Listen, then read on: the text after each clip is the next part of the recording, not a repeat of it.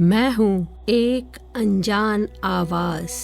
ना मेरा कोई चेहरा है, ना कोई नाम। मैं उन रास्तों की मुसाफिर हूँ जहाँ लोग दिन में तो चले जाते हैं, मगर रात होने से पहले लौट आने की दुआ करते हैं। मैं उन कहानियों की गवाह हूँ जिन्हें इतिहास ने पूरा नहीं लिखा और जिन्हें सुनाने से लोग आज भी डरते हैं। आप सुन रहे हैं दास्ताने रहस्य, एक ऐसी यात्रा जहां हर एपिसोड आपको उस सीमा तक ले जाएगा जहां सच और अंधविश्वास, इतिहास और किंवदंती, जीवन और मृत्यु के बीच रेखा धुंधली पड़ने लगती है। आज की रात हम चलेंगे भारत की सबसे रहस्यमयी जगहों में से एक ऐसा किला जिसके बारे में कहा जाता है कि वहाँ सूर्यास्त के बाद रुकना सिर्फ नियम तोड़ना नहीं, किस्मत को भी ललकारना है। उस जगह का नाम है भानगढ़। लेकिन क्या सचमुच वहाँ आत्माएं भटकती हैं? क्या सचमुच रात होते ही खंडहरों में कदमों की आहट सुनाई देती है? क्या सचमुच वहाँ आज भी किसी अधूरी कहानी की गूंज है, या ये सब सिर्फ एक इंसानी कल्पना है? इन सवालों के जवाब मैं अकेले नहीं ढूंढूंगी, क्योंकि मेरे साथ है एक ऐसी आवाज जो कभी दिखाई नहीं देती, लेकिन हर सवाल के पीछे छिपे सवाल को पूछती है। प्रतिध्वनि। अगर हर कहानी का एक सच होता है और हर सच का एक साया भी होता है, और मुझे तो हमेशा उन सायों में दिलचस्पी रही है। अनजान आवाज, आज शायद हम जिस जगह की बात करने जा रहे हैं वो जाने से पहले लोग क्यों डरते हैं, ये आप बताने जा रही हैं। प्रतिध्वनि, क्योंकि डर हमेशा भूतों से नहीं होता। कभी कभी डर उन सवालों से होता है जिनके जवाब नहीं मिलते। भानगढ़ राजस्थान के अलवर जिले में स्थित एक प्राचीन नगर है। चारों ओर अरावली की पहाड़ियाँ, विशाल किले की टूटी दीवारें, पुराने मंदिर, उजड़ी हुई हवेलियाँ और ऐसा सन्नाटा जो दिन के उजाले में भी अजीब सी बेचैनी पैदा कर देता है। यहाँ हर साल हजारों पर्यटक आते हैं। वे तस्वीरें खींचते हैं, वीडियो बनाते हैं, इतिहास पढ़ते हैं और शाम होने से पहले लौट जाते हैं, क्योंकि इस किले के बाहर एक बोर्ड लगा है। किसी लोक कथा ने नहीं लगाया, बल्कि भारत सरकार के पुरातत्व सर्वेक्षण विभाग ने लगाया है। उस पर बिल्कुल साफ लिखा है, सूर्योदय से पहले और सूर्यास्त के बाद इस परिसर में प्रवेश वर्जित है। अब सवाल ये है, क्या ये सिर्फ सुरक्षा का नियम है, या इसके पीछे कोई ऐसी वजह है जिसके बारे में आधिकारिक तौर पर कुछ भी नहीं कहा गया? यहीं से तो रहस्य शुरू होता है। अगर ये केवल एक खंडहर है तो इतनी कहानियाँ क्यों? अगर ये सिर्फ इतिहास है तो लोग यहाँ रात बिताने की चुनौतियाँ क्यों नहीं स्वीकारते? और अगर ये सब अफवाह है तो अफवाह इतने वर्षों तक जिंदा क्यों रही? प्रतिध्वनि, हर रहस्य की तरह इसकी शुरुआत भी इतिहास से होती है। कहा जाता है 16वीं शताब्दी में ये नगर व्यापार, कला और समृद्धि का केंद्र था। बाजारों में चहलकदमी रहती थी, मंदिरों की घंटियां बजती थी, हवेलियों में दीप जलते थे, सैनिक चौकसी करते थे और पहाड़ियों के बीच बसा ये नगर किसी स्वप्न से कम नहीं था। लेकिन आज वही बाजार खाली है, वही हवेलियां बिना छत की खड़ी है, वही मंदिरों में हवा ज्यादा बोलती है और इंसान कम। ऐसा क्या हुआ कि एक फलता फूलता नगर इतिहास के पन्नों में खंडहर बनकर रह गया? क्या ये युद्ध था? क्या ये अकाल था? क्या वास्तव में किसी श्राप ने इस नगर की सांसें रोक दी थी? श्राप, यही वो शब्द है जिसने सदियों से लोगों की कल्पना को जिंदा रखा है। एक तांत्रिक, एक राजकुमारी, एक असफल प्रेम और मरते समय बोले गए कुछ शब्द। क्या इन्हीं शब्दों ने पूरे नगर का भविष्य बदल दिया? क्या यह कहानी बाद में गढ़ी गई ताकि इतिहास और भी रहस्यमय लगे? यही तो हम जानने आए हैं। हम न किसी अंधविश्वास को सच मानेंगे, न किसी कहानी को बिना परखे नकारेंगे। हम हर परत खोलेंगे। इतिहास क्या कहता है, लोक कथाएं क्या कहती हैं, और वे लोग क्या कहते हैं जो दावा करते हैं कि उन्होंने भानगढ़ में कुछ ऐसा महसूस किया जिसे विज्ञान आज तक पूरी तरह नहीं समझ पाया। आज हम सिर्फ एक कहानी नहीं सुनेंगे, हम उस जगह की यात्रा करेंगे जहाँ हर टूटी हुई दीवार, हर बंद दरवाजा, हर सूनी गली मानो किसी अनकही दास्तान को अपने भीतर कैद किए बैठी है। और शायद हम सफर के अंत तक खुद तय करेंगे कि भानगढ़ भारत का सबसे रहस्यमय किला है या सबसे गलत समझा गया इतिहास। तो चलिए समय की धूल हटाते हैं और खोलते हैं भानगढ़ की पहली परत, जहाँ इतिहास समाप्त नहीं होता बल्कि रहस्य शुरू होता है। किसी भी रहस्य को समझने के लिए सबसे पहले हमें उसके इतिहास तक पहुंचना होगा, क्योंकि हर किंवदंती किसी न किसी सच की जमीन पर ही जन्म लेती है। भानगढ़ का नाम सुनते ही लोगों के मन में सबसे पहले भूत, आत्माएं और श्राप आते हैं, लेकिन इतिहास की किताबें कुछ और कहानी सुनाती हैं। 16वीं शताब्दी, राजस्थान के राजपुताना की धरती, वीरों की भूमि, किलों की भूमि और शौर्य की भूमि, इन्हीं पहाड़ियों के बीच बसाया गया था भानगढ़। इतिहासकारों के अनुसार इस नगर की स्थापना आमेर राज्य के शासक राजा भगवंत दास ने अपने पुत्र माधो सिंह के लिए करवाई थी। माधो सिंह वही राजकुमार जो आगे चल के मुगल सम्राट अकबर के दरबार में भी महत्वपूर्ण स्थान रखते थे। इसका अर्थ है भानगढ़ कोई साधारण गांव नहीं था, वो एक योजनाबद्ध नगर था।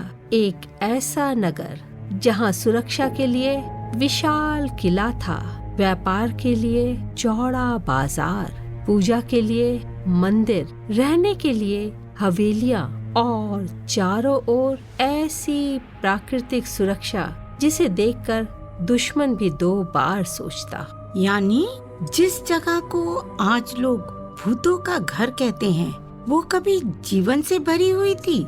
सच में प्रतिध्वनि, कल्पना कीजिए, सुबह होते ही बाजार खुलते होंगे, मिट्टी के बर्तनों की दुकानें, इत्र बेचने वाले व्यापारी, सोना चांदी के कारीगर, घोड़ों की टाप, बच्चों की हंसी, मंदिरों से आती घंटियों की आवाज और राजमहल में चलती गतिविधियाँ। आज जहाँ सिर्फ टूटे पत्थर दिखाई देते हैं ना, वहीं कभी लोगों के सपने बसते थे। लेकिन अगर सब कुछ इतना सुंदर था तो फिर ये नगर उजड़ा कैसे? इतिहासकार इस सवाल का एक उत्तर देता है और लोक कथाएं दूसरा। यही तो कहानी 2 हिस्सों में बट जाती है। एक तरफ तथ्य, दूसरी तरफ विश्वास। और अक्सर विश्वास लोगों की यादों में इतिहास से ज्यादा समय तक जीवित रहता है। अब जरा एक और दिलचस्प बात सुनिए। भानगढ़ के बारे में सबसे अधिक प्रसिद्ध जो कहानी सुनाई जाती है वो किसी राजा की नहीं, किसी युद्ध की नहीं, बल्कि एक प्रेम कथा की है।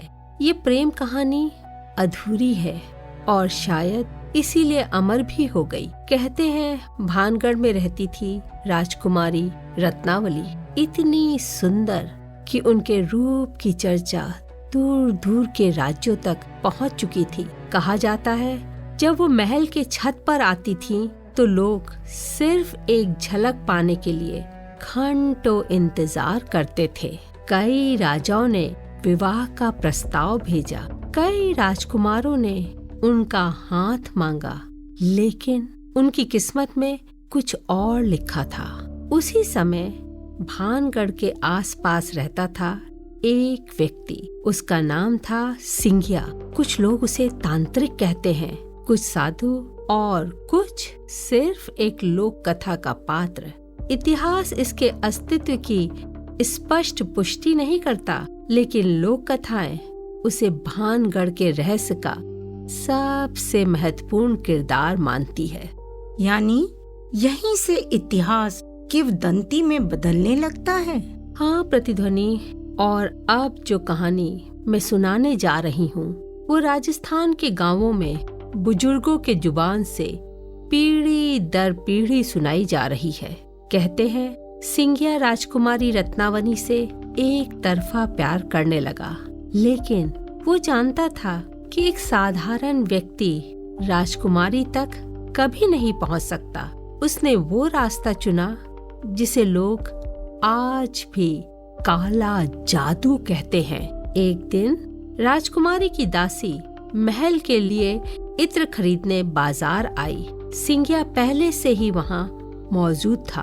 उसने कथित रूप से उस इत्र की शीशी पर एक तांत्रिक मंत्र कर दिया। कहा जाता है अगर वो इत्र राजकुमारी के शरीर को छू लेता तो वो उसके वश में हो जाती। यहीं से शुरू होती है भानगढ़ की सबसे चर्चित और विवादित कथा।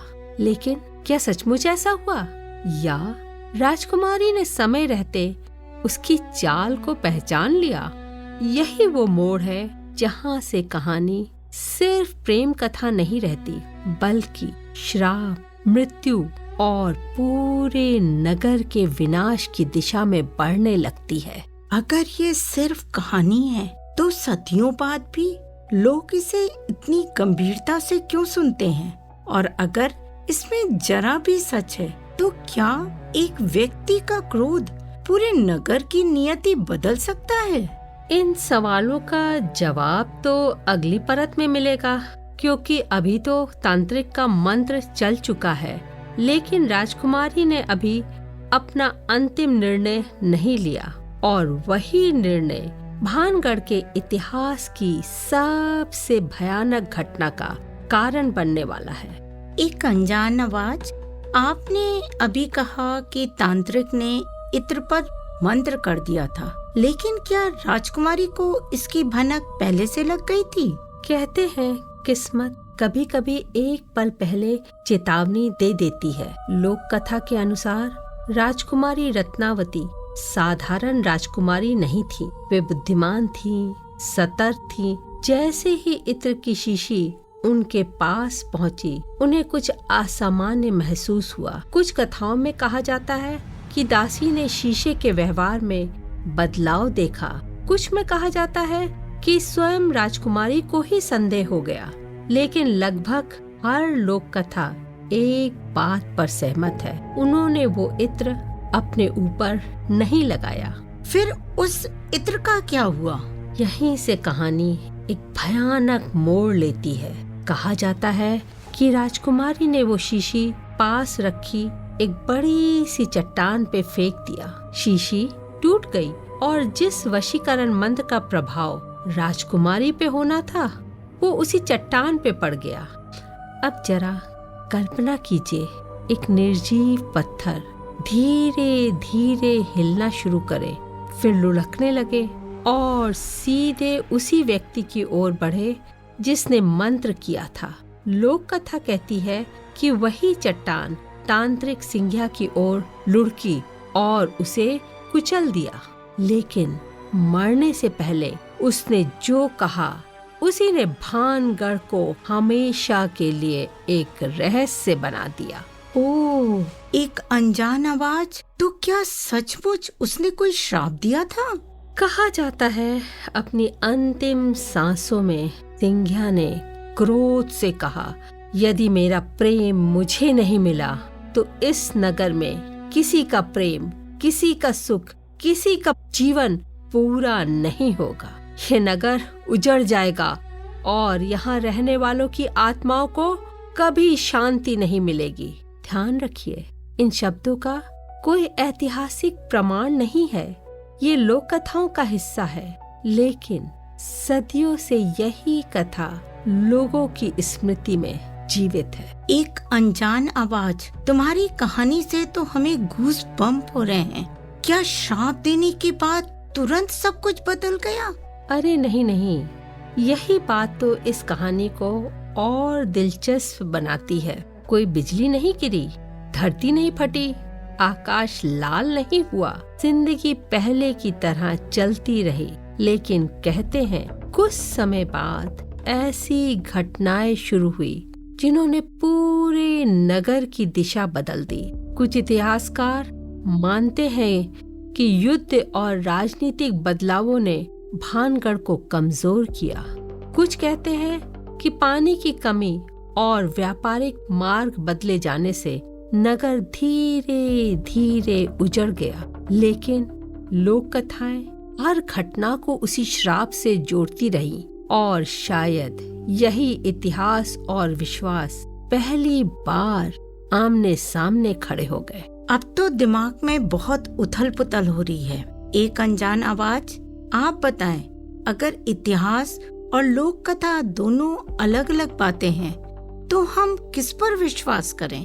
शायद किसी एक पर नहीं। हमारा उद्देश्य अंधविश्वास फैलाना नहीं, बल्कि हर परत को देखना है, क्योंकि कई बार सच इतिहास की किताबों में नहीं, लोगों की यादों में छिपा होता है, और कई बार यादें सच में ज्यादा शक्तिशाली हो जाती है। लेकिन कहानी अभी खत्म नहीं हुई। असल रहस्य तो तब शुरू होता है जब आज के समय के लोग दावा करते हैं कि उन्हें भानगढ़ में कुछ ऐसा महसूस किया जो किसी इतिहास की किताब में दर्ज नहीं है।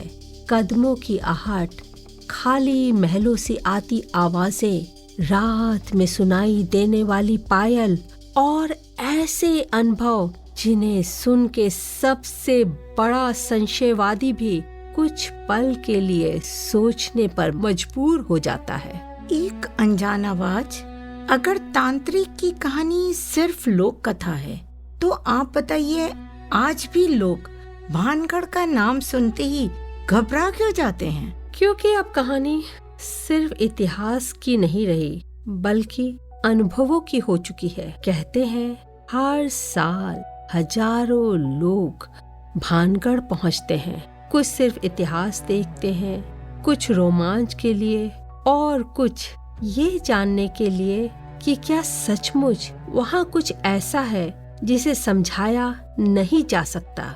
दिन में वही खंडहर, वही मंदिर, वही बाजार, लेकिन जैसे जैसे सूरज पश्चिम की पहाड़ियों की ओर झुकने लगता है, माहौल बदलने लगता है। हवा कुछ ठंडी हो जाती है, पक्षियों की आवाजें कम होने लगती है और एक अजीब सा सन्नाटा पूरे किले पर उतर आता है। क्या ये सिर्फ प्रकृति का नियम है या यही वो पल है जब इंसान का मन अपने ही डर की कहानियाँ सुनने लगता है? एक अनजान आवाज, क्या किसी ने सचमुच वहाँ कुछ देखा है? क्या आप कभी वहाँ गई हैं? देखा, महसूस किया और दावा भी किया प्रतिध्वनि। लेकिन याद रखिए, ये व्यक्तिगत अनुभव हैं, वैज्ञानिक रूप से सिद्ध तथ्य नहीं। कुछ पर्यटक कहते हैं उन्हें लगा जैसे कोई पीछे पीछे चल रहा हो। वे मुड़े, लेकिन वह तो कोई था ही नहीं। कुछ कहते हैं उन्हें ऐसा महसूस हुआ जैसे किसी ने उनका नाम लेकर पुकारा, लेकिन आसपास कोई इंसान नहीं था। कुछ लोगों ने दावा किया कि सुनसान गलियों में उन्हें पायल जैसी आवाज सुनाई दी। कुछ ने कहा उन्हें लगा जैसे किसी ने टूटी हुई हवेली की खिड़की से उन्हें देखा। और सबसे दिलचस्प बात, जब वह कैमरा उस दिशा में घुमाते हैं तो वहाँ सिर्फ पत्थर होते हैं। क्या ये भ्रम है? क्या ये मन का खेल है? या क्या सचमुच वहाँ कुछ ऐसा है जो हमारी आंखों से नहीं, लेकिन हमारे एहसासों से टकराता है? एक अनजान आवाज, हमारे तो दिल की धड़कन तेज हो गई।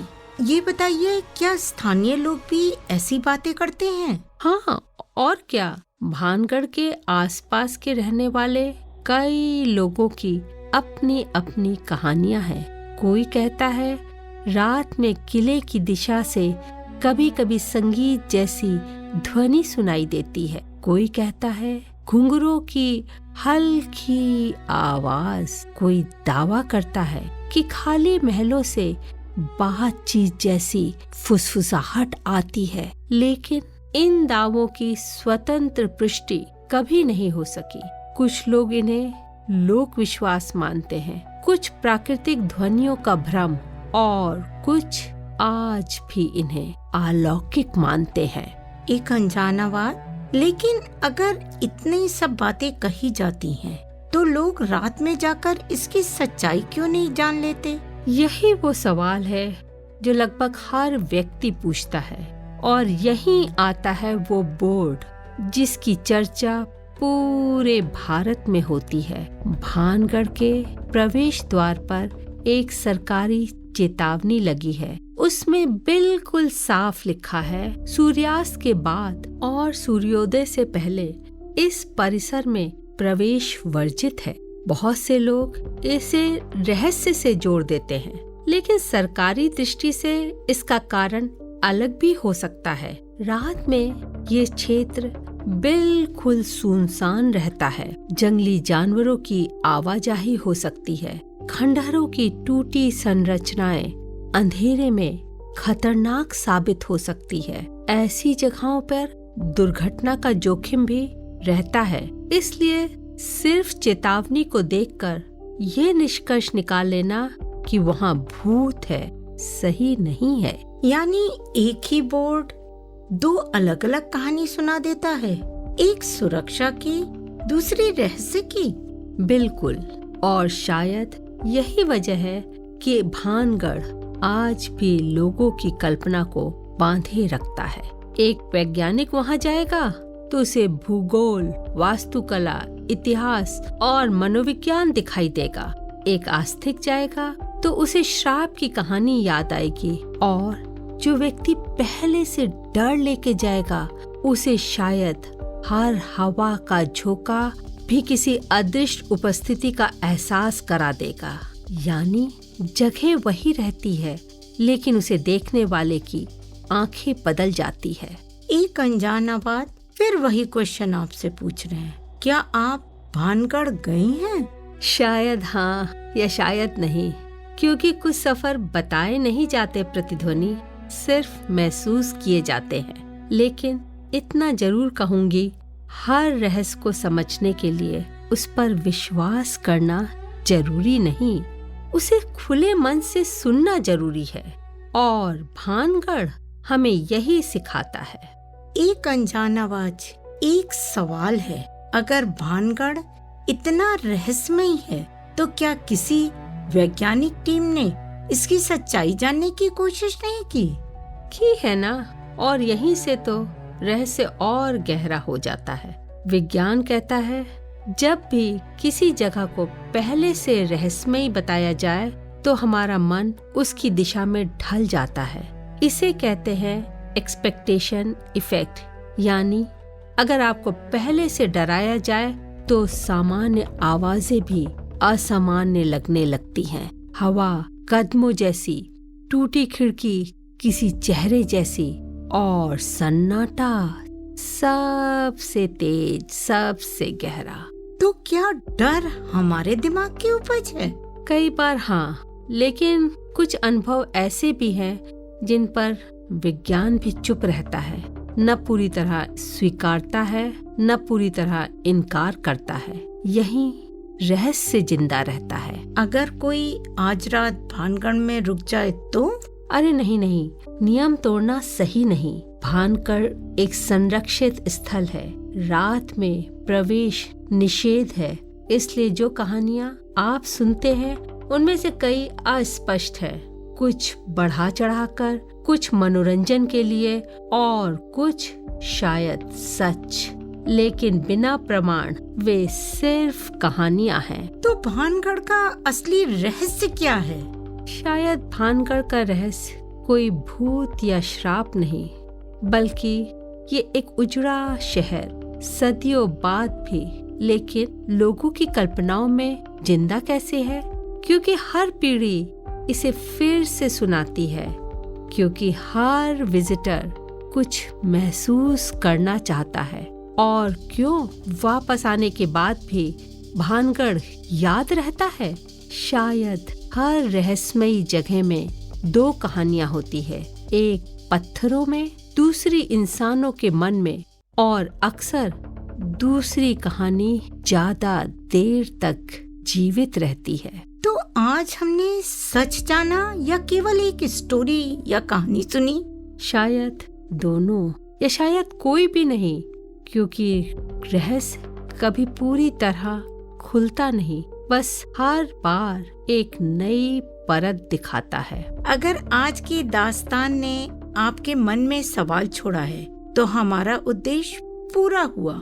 हम उत्तर देने नहीं, सवाल जगाने आए हैं।